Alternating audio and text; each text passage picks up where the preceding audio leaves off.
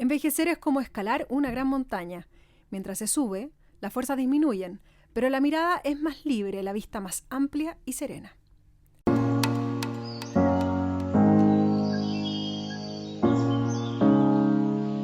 Soy Carolina Fernández y esto es Montaña para Todos.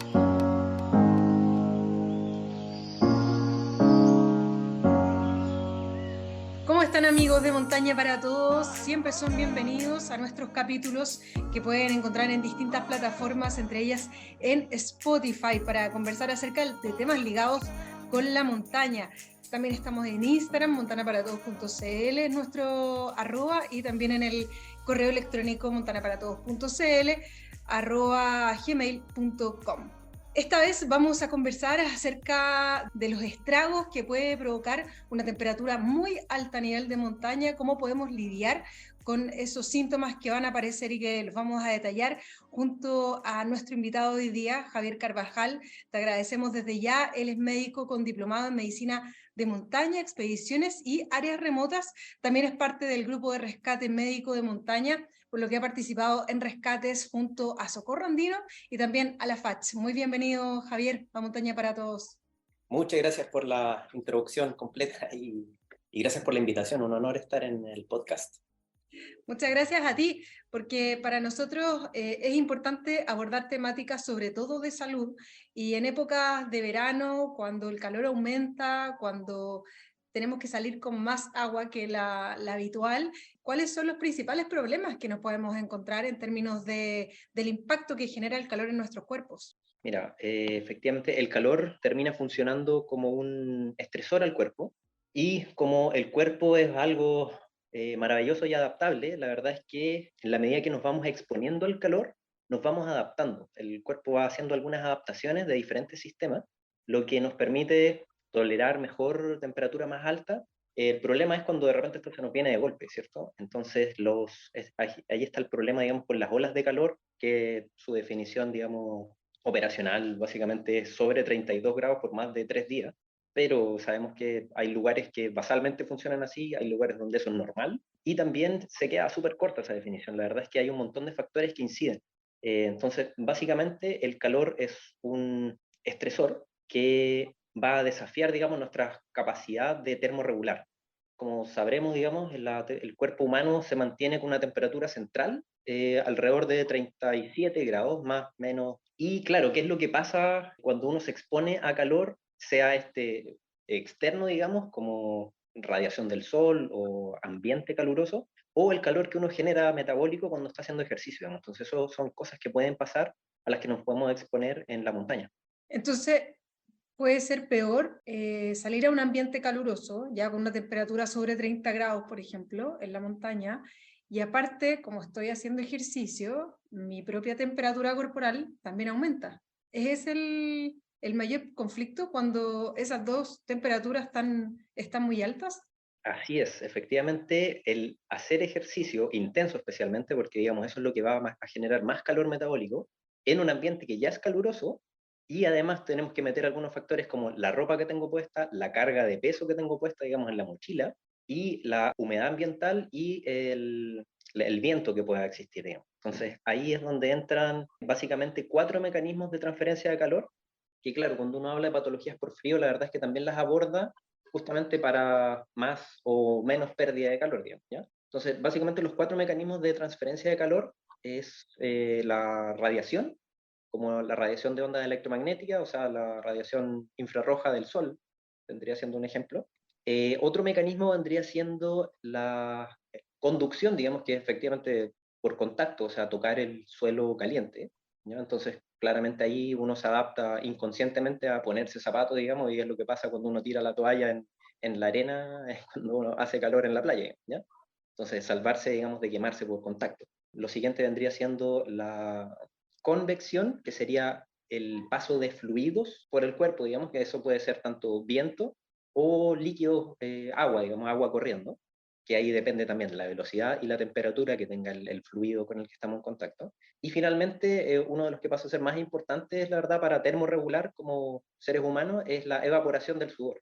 Entonces, justamente al exponernos a calor, que sea, como mencionaba antes, exógeno, o sea, calor del ambiente, o endógeno por el calor metabólico que uno genera por la actividad muscular, el cuerpo tiene una respuesta automática, digamos, inconsciente, que básicamente activa la sudoración y aumenta el flujo sanguíneo a la piel. Entonces, nuestra piel al final termina siendo un órgano que funciona como un radiador. Aumenta el flujo de sangre a la piel, eso aumenta el intercambio de calor, digamos, del cuerpo con el ambiente, y nos enfriamos.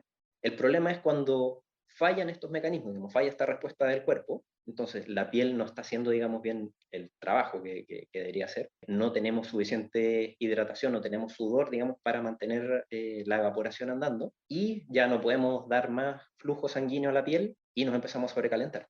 ¿Ya? Si es que no estuvieran estos mecanismos, la verdad es que nos sobrecalentaríamos con poco esfuerzo y la vida no sería posible. Es muy parecido lo que describes a lo que le ocurre a un auto, ¿no? Cuando se empieza a sobrecalentar y el auto hay que pararlo, ¿ah? La agujita se dispara y hay que tomar medidas porque el auto definitivamente se detiene, se para. Efectivamente, y también como pasa con los autos ahí se sobrecalientan, la verdad es que el cuerpo empieza a tirar pana y puede llegar a ser grave, y así como el auto, podemos perder el auto, la verdad es que podemos tener enfermedades muy graves por calor. Sí, es que ahí me interesa entrar porque quizás muchas personas han visto a otras sentirse mal con calor y automáticamente la medida es darle agua, ¿cierto? Hidratar a esa persona o mojarle la cabeza. A ver si podemos entrar ya de lleno en el golpe de calor, cuál es la fase de los síntomas que se pueden sentir a propósito de un calor excesivo. Efectivamente, claro, el golpe de calor, y que en español quizás no es tan espectacular el nombre, así como golpe de calor uno suena como piola, pero la verdad es que en inglés es mucho más exagerado, se llama heat stroke, así que en verdad, y le da el peso que tiene, que en verdad es una patología, es una enfermedad, es una emergencia médica, es alguien se puede morir por heat stroke, por golpe de calor. Entonces, claro, quizá falta ahí como un poco de marketing, digamos, de cambiarle el nombre quizá, pero la verdad es que eso, es una patología, es una enfermedad que hay que reconocer a tiempo y actuar muy rápido. O sea, básicamente va a ser la acordada la que haga las intervenciones que permitan que la persona se salve de esa circunstancia. Entonces, es súper importante que todos la conozcamos y tomarle el peso a que el calor puede matar. ¿Y cuál es el principal síntoma? ¿Cómo yo, acordada, podría darme cuenta que mi compañero o compañera está empezando a sufrir un golpe de calor? Lo que pasa en las enfermedades por calor básicamente es que es un compromiso progresivo del cuerpo. Entonces, estos mecanismos de compensación, de adaptación, en agudo, digamos, en poco tiempo, en las horas que uno está expuesto, se empiezan a ver superadas. Entonces, se empieza a presentar de forma progresiva y va escalando la gravedad. Entonces, hay un espectro de enfermedades por calor. Incluso hay algunas circunstancias, digamos, que se asocian al calor, como algunas personas pueden haber sentido calambres por calor, que también se asocia un poco a la deshidratación. Luego existe lo que es el síncope por calor, que es, por ejemplo, lo que le pasa a los soldados, digamos, cuando están haciendo, en la marcha militar o están mucho rato parados en un ambiente caluroso, o los guardias reales, digamos, británicos, y el video, digamos, de que se desmayan, y al desmayarse, porque no podía llegar suficiente sangre al cerebro, básicamente, al desmayarse les llega sangre nuevamente y se pueden parar. Y eso quizá, si se recuperan de inmediato, la verdad es que no es demasiado grave.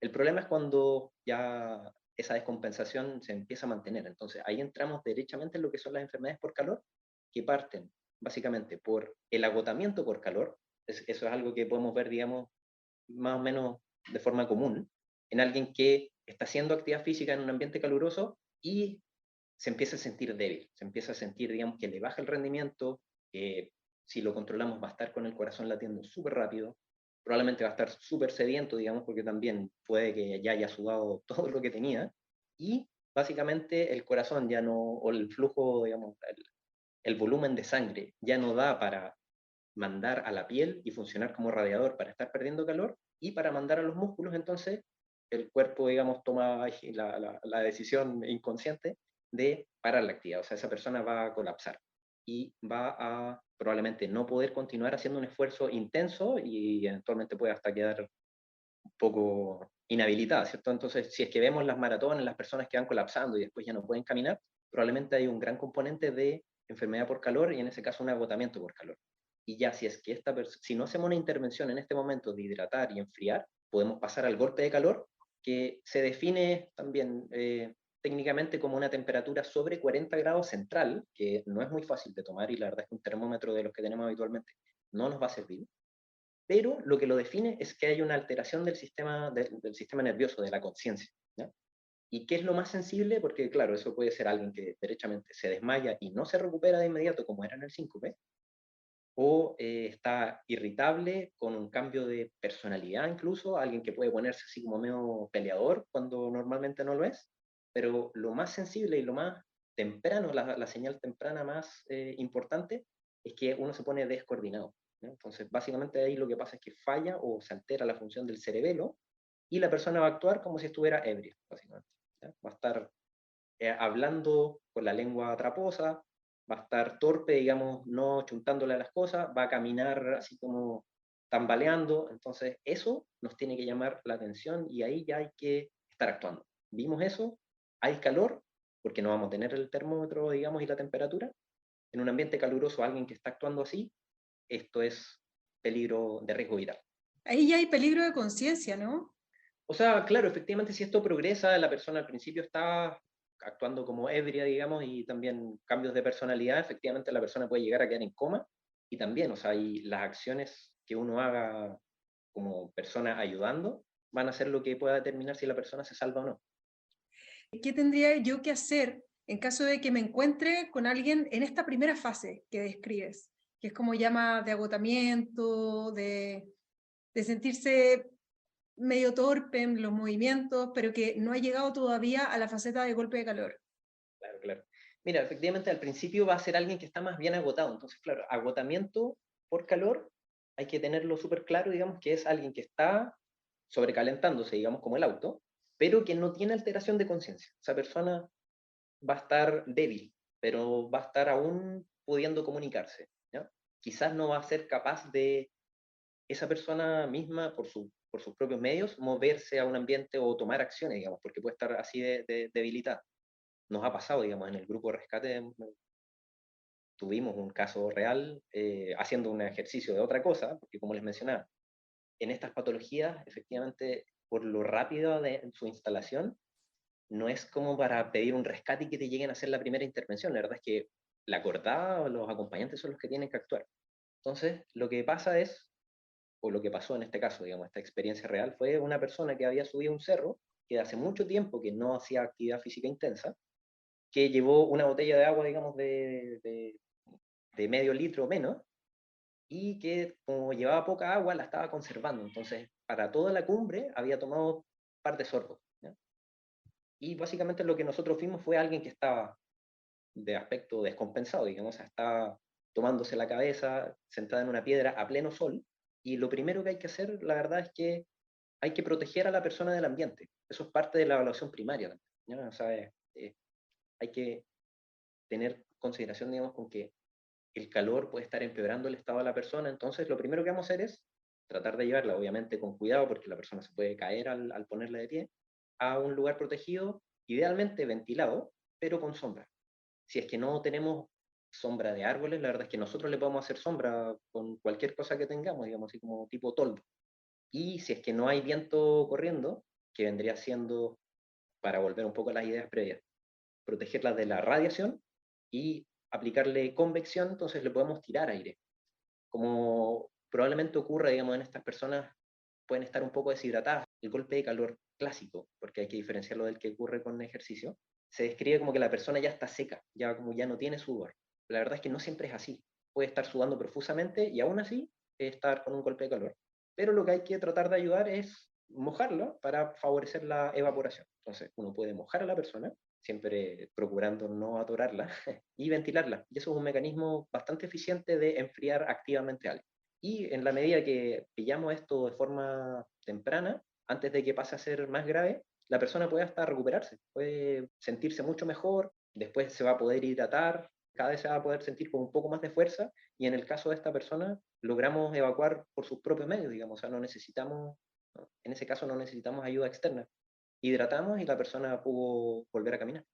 Y eso es Y lo es bueno ideal. ya cuando, Javier, cuando se pasa a esta faceta más grave, digamos, más aguda del golpe de calor, hidratar directamente a la persona o hay que hacer un tratamiento un poquito más paulatino para que retome la normalidad. Mira, es súper importante esa intervención y ese orden de cosas. La verdad es que cuando ya tenemos a alguien que tiene compromiso de conciencia, o sea, que puede estar medio desorientada, básicamente lo que nos habla es que el cerebro está funcionando medio mal. Y cuando el cerebro ya está funcionando un poco mal, pueden alterarse los reflejos. Justamente el reflejo importante en este caso es el reflejo de la tos, o sea, el de proteger la vía aérea. Entonces, si alguien que está comprometido de conciencia, si no está muy conectado, incluso desorientado o derechamente torpe, si le damos agua a esa persona, especialmente si le damos así de golpe, esa persona puede llegar a aspirar agua. ¿Ya? Entonces hay que tener mucho ojo con hidratar o dar cualquier cosa por boca en alguien que está con compromiso de conciencia. Eso vale para hipoglicemia, cuando baja el azúcar, digamos, o cualquier otro mal de altura, en todas las circunstancias en que hay alteración de conciencia, hay que tener mucho ojo, de hecho, no dar cosas por boca, derechamente. ¿Ya? Entonces, lo que tenemos que hacer, y como tenemos que actuar rápido, es enfriar a la persona. Lo que está escrito en eventos deportivos o como lo óptimo es tirar a la persona en una piscina con hielo, que obviamente no va a ser una opción en el cerro, ¿cierto? Lo que sí en algunos casos podría ser, pero también, o sea, a ser anecdótico, es meter a las personas en un cuerpo de agua corriendo. O sea, si tuviéramos este caso, digamos, de sospecha de golpe de calor y tuviéramos un río al lado, podríamos meter a la persona al agua, siempre protegiéndole la vía aérea, y esa agua corriendo va a ser por convección, nos va a enfriar a la persona. Como obviamente eso es súper difícil de tener, digamos, que cumpla todas estas circunstancias, lo que se recomienda es proteger a la persona del ambiente, o sea, estos 4 mecanismos de transferencia de calor: proteger de irradiación, mojar para favorecer la evaporación, tirar aire para la convección y quizá podríamos poner algo en el suelo para que si es que estamos sobre piedras o algo caliente, que eso no nos sume al calor de la persona. Ujú. ¿Y cuánto rato duran estos síntomas de golpe de calor, de sentirse así de mal? De fondo, si yo estoy haciendo un ascenso con alguien y la veo que viene un poco agotada, pero me parece a primera vista que es más bien inofensivo, que es algo que puede pasar con los minutos, que es algo momentáneo. ¿Cuánto rato yo tendría que esperar? Aprox. Mira, ahí lo que en verdad hay que, claro, identificar esto y tratar de corregir los factores que pueden estar incidiendo. Entonces, si la persona ya está mostrando signos de agotamiento, claro, ahí hay que enfriar o quitar abrigo, quizás si es que la persona no lo ha hecho, quizás estamos demasiado abrigados y eso es lo que le pasa, por ejemplo, a los bomberos, digamos, o hay algunas ocupaciones que les ocurre más esto. Y si es que uno corrige los factores, la verdad es que esto puede revertir en minutos si uno lo alcanza a atajar.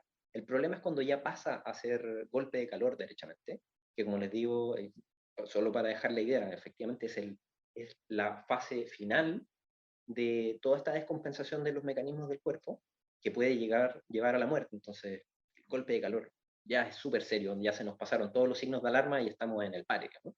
Y eso, si es que ya llegamos a golpe de calor, pese a que enfriemos, la verdad es que eso puede tener consecuencias por días, meses, incluso años. O sea, por el resto de la vida, la persona puede tener riesgo aumentado de algunas enfermedades, como arritmias al corazón, va a ser más fácil que haga otro golpe de calor porque va a termorregular alterado, entonces es una catástrofe para el cuerpo.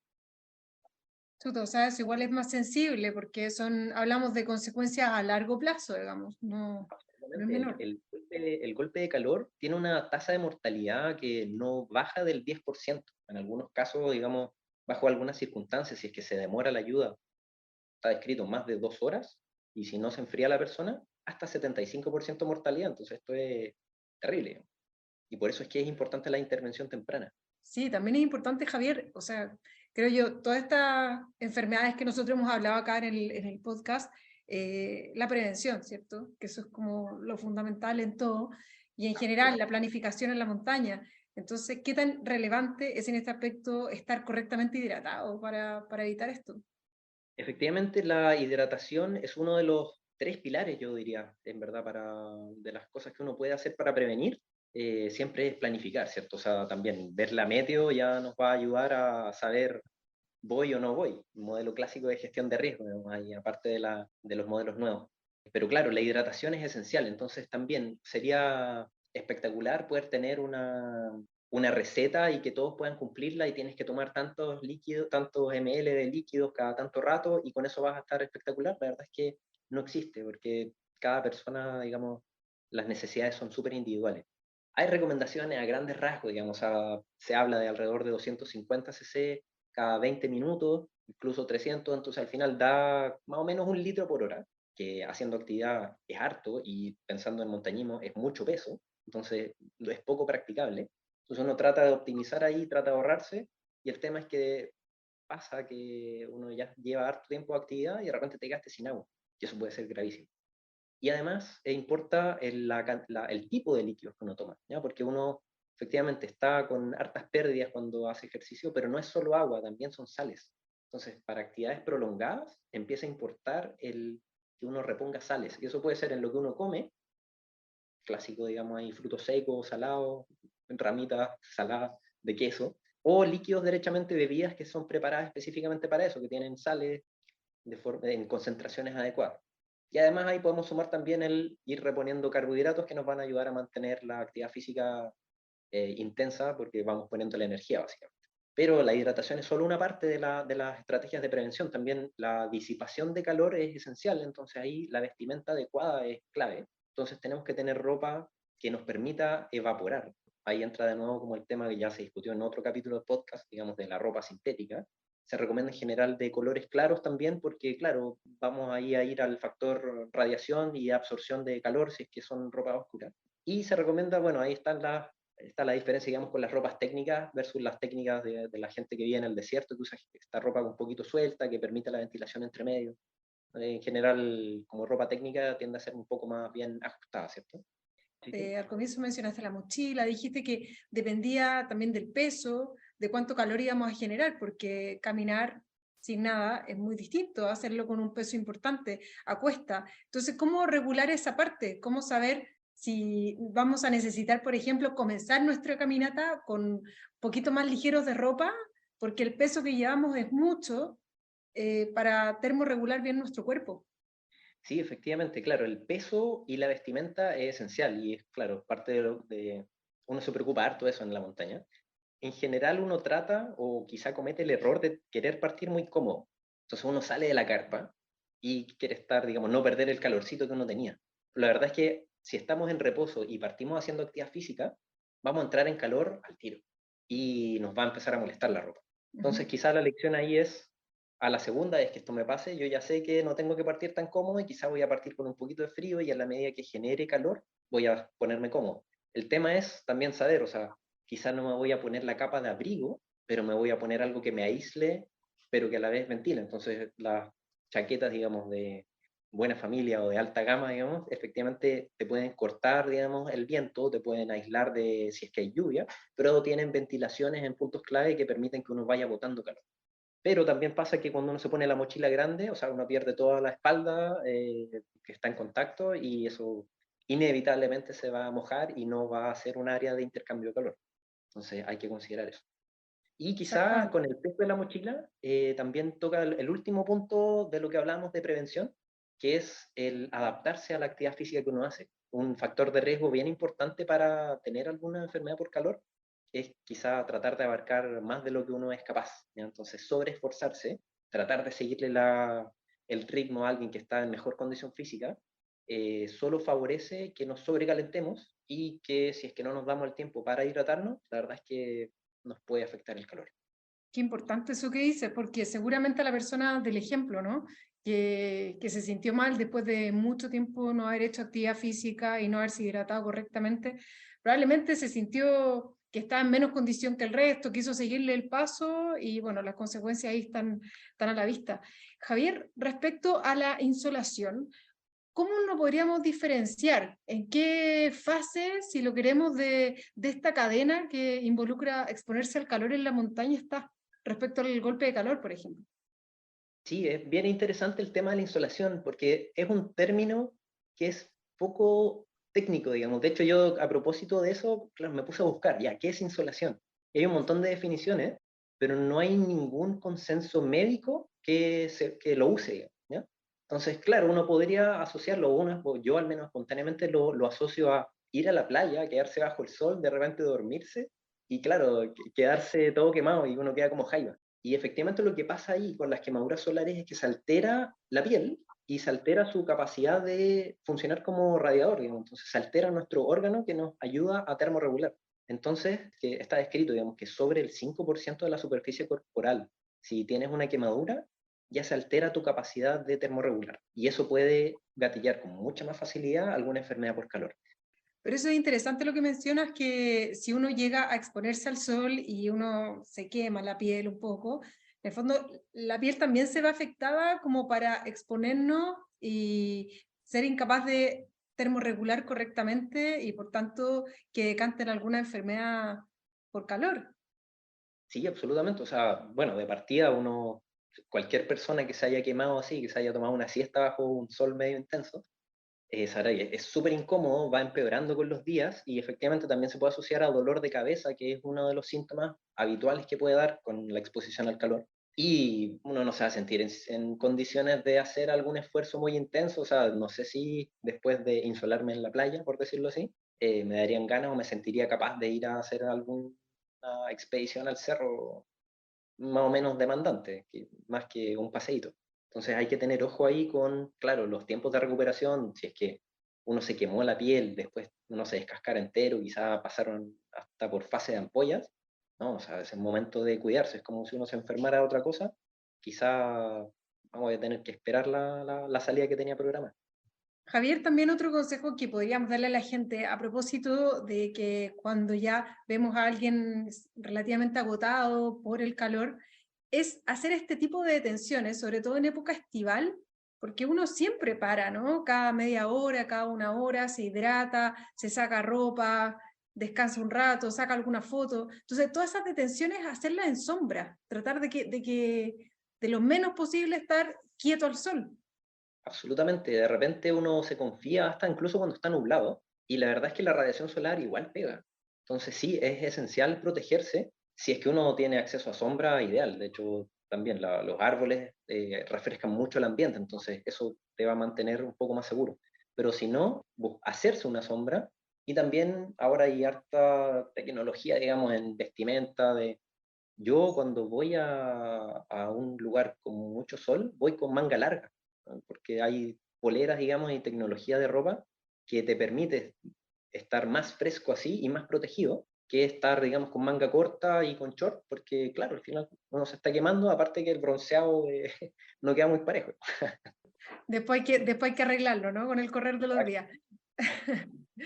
Otra cosa que quizás es importante a propósito de estas olas de calor que va a ocurrir es que nos podemos preparar también, el cuerpo se puede acostumbrar a estar expuesto al calor. Una forma de aclimatarse al calor, como ocurre con la aclimatación a la montaña, es exponerse de a poco y es una forma posible de hacerlo es hacer ejercicio. Al hacer ejercicio, como aumenta nuestra temperatura corporal, uno se adapta mejor a estar expuesto luego a calor externo. Ahí hay que elegir bien las horas en las que uno sale. Efectivamente hay horas del día en que el estrés por calor va a ser mayor, entonces, claro, preferir cuando ya esté un poco más fresco. Eso también es una buena recomendación.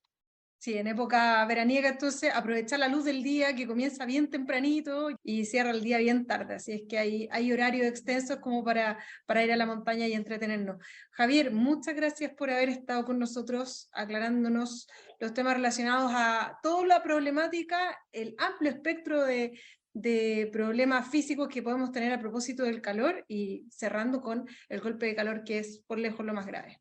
Excelente, muchas gracias por la invitación y la oportunidad de poder hablar de estos temas. Como siempre, les agradecemos haber estado ahí. Los dejamos invitados para seguirnos en Spotify y en el resto de las plataformas donde nos encontramos. Que nos sigan en Instagram también, montanaparatodos.cl, que nos manden correos electrónicos, montanaparatodos.cl@gmail.com para intercambiar opiniones acerca de cosas que hayan pasado en la montaña y, ¿por qué no?, temas nuevos que podamos cubrir. Un abrazo para todos, que estén muy bien. Ha sido un gusto. Chao, chao.